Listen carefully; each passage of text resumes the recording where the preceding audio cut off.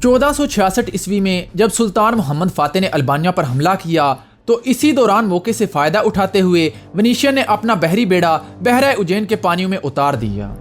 ونیشین نے ویتور کاپیلو کی قیادت میں امبروس اور لیمنوس کے جزائر پر حملہ کیا اور ان پر قبضہ کر لیا۔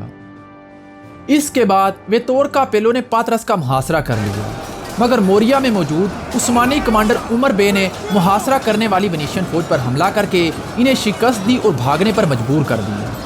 پاترس میں شکست کھانے کے بعد ونیشین نے سلطان محمد فاتح سے صلح کرنے کی کوشش کی اور دسمبر 1466 عیسوی میں جیوانی کاپیلو کو قسطنطنیہ کی طرف روانہ کیا۔ عثمانی وزیر محمود پاشا نے جیوانی کاپیلو سے کہا کہ صلح صرف اسی صورت میں ممکن ہے کہ ونیشین امبروس اور تینیدوس کے جزائر عثمانیوں کو واپس کر دیں اور سالانہ خراج بھی ادا کریں۔ جیوانی کاپیلو نے یہ مطالبہ ماننے سے انکار کر دیا اور وینس واپس چلا گیا۔ 1467 عیسوی میں کرویا کے ناکام محاصرے کے بعد جب البانوی مزاحمت کمزور پڑ گئی تو سلطان محمد فاتح نے اناطولیہ کی طرف توجہ دی، جہاں پر سلطان کی غیر موجودگی میں حالات بڑی تیزی کے ساتھ بدل رہے تھے۔ اناطولیہ میں کرمانی ریاست کے حکمران ابراہیم بے کے بیٹوں میں خانہ جنگی شروع ہو چکی تھی۔ ریاست کرمان کے حکمران ابراہیم بے کے 7 بیٹے تھے۔ سب سے بڑا اور لاڈلا بیٹا اسحاق جو ایک لونڈی کے بطن سے پیدا ہوا تھا، جبکہ باقی 6 بیٹے پیر احمد، قاسم، کرمان، صوفی نور، علاؤالدین اور سلمان ہاتون سلطان کے بطن سے پیدا ہوئے تھے۔ ہاتون سلطان مراد ثانی کی بہن اور سلطان محمد فاتح کی پھوپھی تھی۔ ابراہیم بے نے اپنے آخری ایام میں اپنے بیٹے اسحاق کو بحرہ روم کا ساحلی شہر سلفیک عطا کیا تھا، جس کی وجہ سے اس کے دوسرے بیٹوں نے اپنے باپ کے خلاف بغاوت کا اعلان کر دیا اور کرمان کے دارالحکومت کونیا کا محاصرہ کر لیا۔ ابراہیم بے کو مجبور ہو کر کونیا سے بھاگنا پڑا اور اس کے بعد جلد ہی 1464 عیسوی میں اس کا انتقال ہو گیا۔ ابراہیم بے کے انتقال کے بعد اس کے بیٹے پیر احمد نے کونیا اور ریاست کرمان کے شمالی علاقوں پر قبضہ کر لیا۔ اس کے 2 بھائیوں سلیمان اور نور صوفی نے اپنے ماموزاد بھائی سلطان محمد فاتح سے مدد طلب کی۔ سلطان محمد فاتح نے ان دونوں بھائیوں کو وسطی اناطولیہ میں جاگیریں عطا کیں۔ ابراہیم بے کا ایک بیٹا قاسم مصر کی طرف بھاگ گیا اور مملوک دربار میں پناہ لی۔ ابراہیم بے کے سب سے بڑے بیٹے اسحاق نے اپنے بھائیوں کے خلاف آقایونلو کے سردار اوزون حسن سے مدد طلب کی۔ اوزون حسن پہلے ہی کسی ایسے موقع کی تلاش میں تھا، کیونکہ طرابزون کی فتح کے بعد اس کے پاس یورپ سے تجارت کرنے کے لیے کوئی بندرگاہ نہیں تھی، اور کرمانیوں کے پاس بحرہ روم کے ساحلی علاقے ہونے کی وجہ سے اوزون حسن کی نگاہیں اب کرمانی سلطنت پر جمی ہوئی تھیں۔ لہذا اسحاق نے اوزون حسن کی مدد سے پیر احمد کو شکست دی اور ریاست کرمان کے دارالحکومت کونیا پر قبضہ کر لیا۔ اس کے بعد اسحاق نے اپنے سفیر قسطنطنیہ کی طرف روانہ کیے تاکہ سلطان محمد فاتح سے بھی صلح کر سکے، لیکن سلطان محمد فاتح نے اپنے پھوپھیزاد بھائیوں کا ساتھ دیا اور حمزہ بے کو ایک لشکر دے کر کرمان کی طرف روانہ کیا۔ حمزہ بے اور پیر احمد کی متحدہ افواج نے جنوبی کرمان میں اسحاق بے کی فوج کو شکست دی اور ریاست کرمان پر دوبارہ قبضہ کر لیا۔ پیر احمد نے اسحاق بے کو شکست دینے کے بعد سلفی کا شہر اسحاق کے بیٹے کو دے دیا اور باقی علاقوں پر خود قبضہ کر لیا۔ 1468 عیسوی میں سلطان محمد فاتح نے مصر کے مملوکوں کے خلاف فوج کشی کا فیصلہ کیا اور پیر احمد کو بھی اس مہم میں شامل ہونے کا حکم دیا، مگر پیر احمد نے اپنی فوجیں بھیجنے سے انکار کر دیا۔ سلطان محمد فاتح نے مملوکوں کے بجائے پیر احمد کے خلاف فوج کشی کی اور اسے شکست دے کر کونیا پر قبضہ کر لیا۔ جب سلطان محمد فاتح اناطولیہ میں کرمانیوں کے خلاف لڑ رہا تھا تو اسی دوران ونیشین نے بھی عثمانیوں کے خلاف فوج کشی کرنے کا فیصلہ کر لیا۔ 3 جون 1468 عیسوی کو کرسٹوفورو مورو نے ونیشین امیر البحر جیکوپو لودیران کو لکھا کہ سلطان اناطولیہ کے دور دراز کے علاقوں میں جنگیں لڑ رہا ہے، ہمارے لیے یہ بہترین موقع ہے کہ ہم عثمانی علاقوں پر حملہ کر کے انہیں فتح کر لیں۔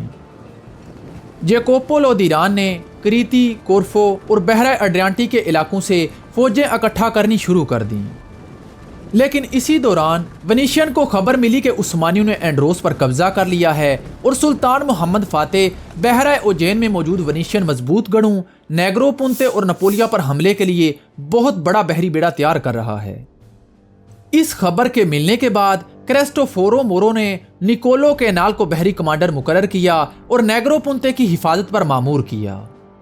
1469 ईस्वी के मौसम गर्मा में निकोलो ने इनेज पर हमला किया और शहर में तबाही मचा दी। आम शहरियों को कत्ल किया और 2000 लोगों को कैदी भी बना लिया। इसके बाद निकोलो ने यूनिफोका पर हमला किया और इसे भी तबाह कर दिया।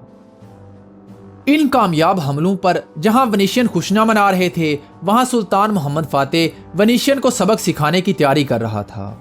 वेनिशियन पोप पाल दोम को कायल करने की कोशिश कर रहे थे कि इन्हें उस्मानी तुर्कों से हमले का खतरा है, लिहाजा इनकी मदद की जाए।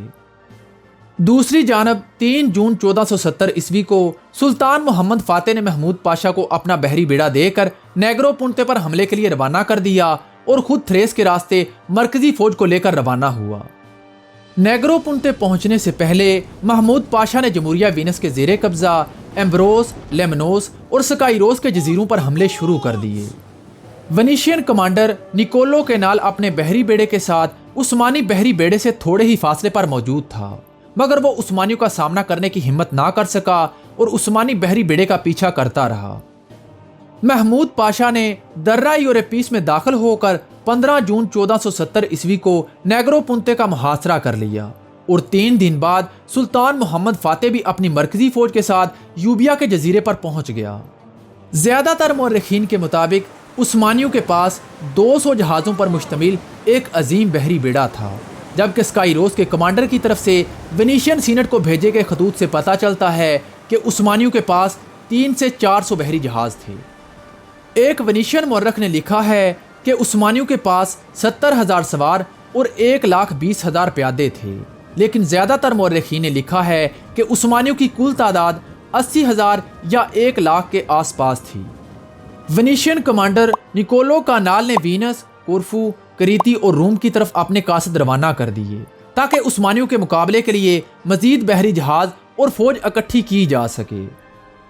उस्मानी बर्री फौज की कमान सुल्तान मोहम्मद फातेह, गदीक अहमद पाशा और मोहम्मद पाशा कर रहे थे, जबकि उस्मानी बहरी फौज की कमान उस्मानी वजीर महमूद पाशा के पास थी।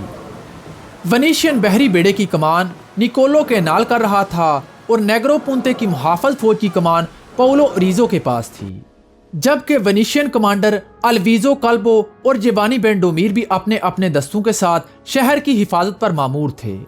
शहर पर हमला करने से पहले सुल्तान मोहम्मद फातेह ने पाउलो ओरिजो के पास अपने सफीर भेजे और बगैर लड़ाई के हथियार डालने की पेशकश की। वेनिशियन कमांडर पाउलो ओरिजो को जमूरिया वीनस की बहरी ताकत पर बहुत नाज था। उसने हकारत से सुल्तान की पेशकश को ठुकरा दिया और उस्मानी सफीरों से कहा कि अपने सुल्तान से कहो कि पहले सूर का गोश्त खाओ और फिर हमसे आकर मिलो। जैसे ही उस्मानी सफीरों ने सुल्तान मोहम्मद फातेह को पाउलो का जवाब सुनाया, सुल्तान ने अपनी फौज को हमले का हुक्म दे दिया। उस्मानियों ने तोपों के मुंह खोल दिए और दीवारों में दरारें पड़ने लगीं, लेकिन उस्मानी दीवारों को तोड़कर शहर में दाखिल ना हो सके।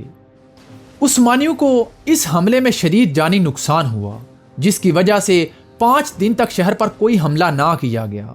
5 दिन बाद एक मरतबा फिर सुल्तान मोहम्मद फातेह ने अपनी फौज को हमले का हुक्म दिया, मगर यह हमला भी नाकाम रहा। दूसरी जानब कुमक मिलने के बाद 11 जुलाई 1470 ईस्वी को वेनिशियन कमांडर निकोलो भी अपने बहरी बेड़े के साथ दर्रा यूरोपीस में दाखिल हो गया। यूरोपी मौरखीन ने लिखा है कि निकोलो की आमद से उस्मानी फौज घबरा गई, क्योंकि इन्हें डर था कि वेनिशियन बहरी बेड़ा कश्तियों का पुल तोड़कर उस्मानियों का जमीन से राब्ता मुनक़ता कर देगा। लिहाजा सुल्तान मोहम्मद फातेह ने पीछे हटने का फैसला किया, लेकिन महमूद पाशा ने सुल्तान को मुहासरा जारी रखने के लिए मना लिया।